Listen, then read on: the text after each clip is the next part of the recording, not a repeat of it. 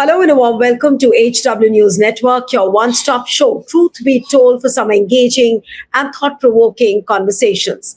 Amid the opposition's protest demanding that Union Home Minister Amit Shah come to the Rajya Sabha, Chairman and Vice President C.P. Radhakrishnan today told the centre on Thursday, that is today, to consider the request for Shah's presence in the House. Now imagine the Chairman of Rajya Sabha, who's the Vice President of the country, is requesting the Parliamentary Affairs Minister to further request the Home Minister to come to the House.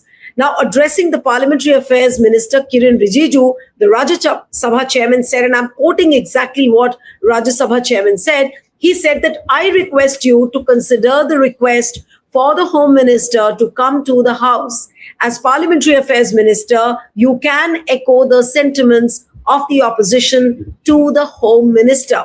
Now, earlier what happened, MPs continued their, and they demanded that Amit Shah come to the House and respond to questions on alleged excesses by the security forces during the crackdown on youngsters marching to Parliament on July 20th to protest the paper leaks. They raised the slogans of Amit Shah Jawab Do, Sadan Mein Aao, Amit Shah must answer, he must come to the House, and finally, the chairman has nudged the centre. But we do not know whether Home Minister Amit Shah will come to the House. What we are told is that apparently next week, the FCRA bill is going to be introduced. So will he take an alibi? Will he skirt away the questions on the police crackdown, or will he have to make the statement? Now, the opposition leaders today are calling this a huge victory, that finally the chairman has been able to nudge the centre on this particular issue, and they have requested Home Minister Amit Shah to come and attend the House. But the basic question is that attending the House is the responsibility, is the duty of any parliamentarian. Is Amit Shah not a parliamentarian? Is he not supposed to fulfill his parliamentary duties? And why does the chairman have to request? Why is the chair in a request mode? We'll talk about all these pressing issues which are afflicting the parliament and many more things. Joining me this evening is veteran politician and former union minister Yashwant Sinha joins us on Truth Be Told. So thank you so much for joining. And I find this really, really hilarious. And I thought of asking you this question. You are someone who's had decades of parliamentary experience. You've seen how the chair functions. Now, today, the Rajya Sabha chairman has requested the Parliamentary Affairs Minister to request Home Minister Amit Shah to come to the House. What is this, sir? Well, it's nothing less than a disgrace. Nothing could be more disgraceful for the chair, for the House, and for the system that we run in our country, parliamentary system, that a thing of this kind should happen. The chairman of Rajya Sabha, as if he is a subordinate officer of the government. He is not. He is supreme. He is chairman of Rajya Sabha. He is also the vice president of the country, second only to the president of India. And for him to request the Parliamentary Affairs Minister to in turn request the Home Minister to come to the House, is, what can I say? I mean, this is unprecedented. This is a disgrace to our parliamentary system of democracy. And let's see. I mean, the very fact that the Home Minister was not coming to Parliament, not coming to the House of Parliament, not attending either Lok Sabha or Rajya Sabha, was a disgrace in itself. But what has happened today will go down in our parliamentary history as the ultimate disgrace of the complete subordination of Parliament, of its presiding officers, to the government of the day. But Mr. Sinha, another thing which intrigues me is that why should a chair request Home Minister Amit Shah? It could have given orders and simply said that, look, Amit Shah, you have to come to the House. It's your parliamentary duty. Why is the chair not using those stern words to send out a message very clearly? It's almost like a classroom with some disobedient students and the headmaster is not able to take the control of the House. You see, this is perhaps the reason why he is the chairman and the vice president of India. They may have deliberately chosen a person who will be subservient to them. And I have known Mr. Radhakrishnan for a long time. I'm sorry, he is the guilty party in this particular episode, and he should not have behaved like this. But Modi and Shah must be very confident that this is how But he'll I'm behave. sure, but sir, I'm sure Mr. Radhakrishnan has gathered a lot of courage to even nudge the center on it. I would use the word nudge. He's nudged the center, but I'm sure he would have gathered so much of courage to do so. You really have to pay the price now that he's put Amit Shah into a quandary. He's put him into a very tough situation. And we've all seen what has happened with Jagdeep Dhankar. I hope he doesn't meet the same fate. I wouldn't rule it out. I would not rule it out. Definitely, he has shown courage. The courage is clothed in very polite language, but it is courage nonetheless. I mean, I'll agree with you that he has shown a bit of courage. He should have shown a lot of courage last few days, but today he has shown a little bit of courage. But what is your feeling? I mean, you also have been seeing how Modi and Shah function. Do you think that Amit Shah is going to obey what the Rajya Sabha chairman has asked today? Let's see, because it certainly puts him in a difficult spot, the Home Minister.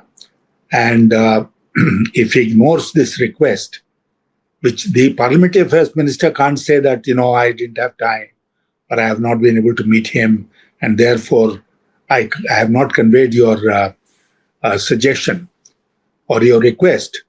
But as you're aware, when Parliament is in session, even if a minister is not present in the House, he is present in his Parliament House office.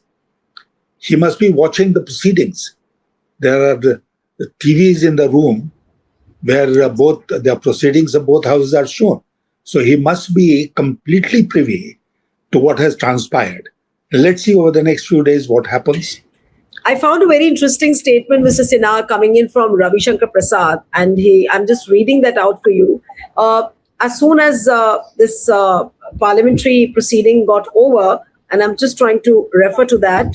Just give me a moment. I'm just trying to open that because very interestingly, Ravi Shankar Prasad says that Amit Shah is sitting in his chamber right from 10 a.m. in the morning till 6 p.m. So the opposition should let the House function. And only when the House functions, then only he will be able to reply to the discussion. Now, what on earth, does this make sense at all? Ravi Shankar Prasad, I think, has lost his way.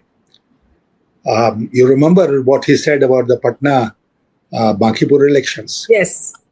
That if the BJP were to put up a cat or a dog, the cat or the dog will win. And look at what has happened. So I wouldn't take Ravi Shankar Prasad seriously.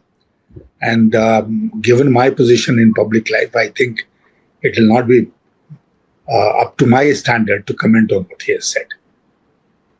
But since you spoke about the Bankipur and the Datia election which happened, what does that sentiment show? Many people have already started building conspiracy theories around the victory of the opposition here, saying that this was deliberately allowed by the BJP so that nobody raises questions on vote chori. That look, if we had rigged the election, then how could Prashant Kishore win Bankipur and how could Congress win Datia? Well, we are all aware that the government rigs elections, but also aware of the fact that they do it selectively. It may be that they wanted to teach a lesson or send a message, at least, send a message to the person they have picked up as the national president of the party, Mr. Nitin Nabin, because it was, after all, his constituency.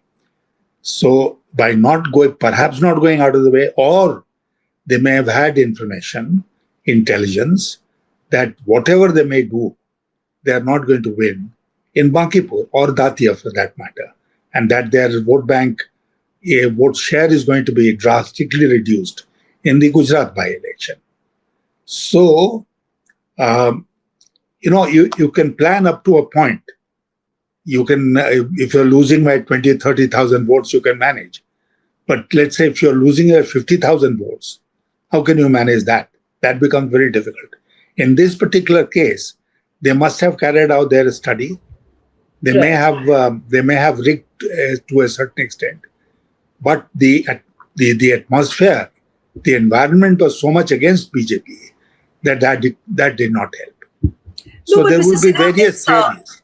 The Bankipur and the Datia elections happened in the middle of the student protests, and when in fact the protests were at their peak, when this police crackdown happened and the polling happened and then the counting process took place. Do you think that these elections of Datia and Bankipur are a referendum, almost a direct referendum on the students' protest? It reflects the sentiment of the students, and the people have gone against BJP.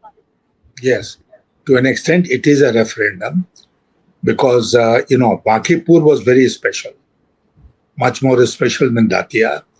Bankipur was very special because the seat was vacated by no less a person than the person who was finally appointed or selected to be the president of the party. And he went and camped there for a long time. The other thing is in Bankipur, BJP has been getting elected to the Vidhan Sabha for the last 30 years. Last 30 years. I have been president of that party in Bihar.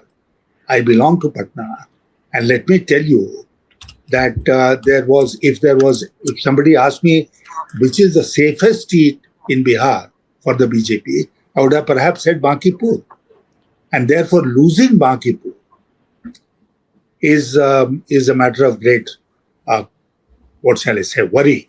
for the BJP. Datia, because BJP is in power like it is in Bihar. Similarly, in Datia, they were in power, but they still lost the seat.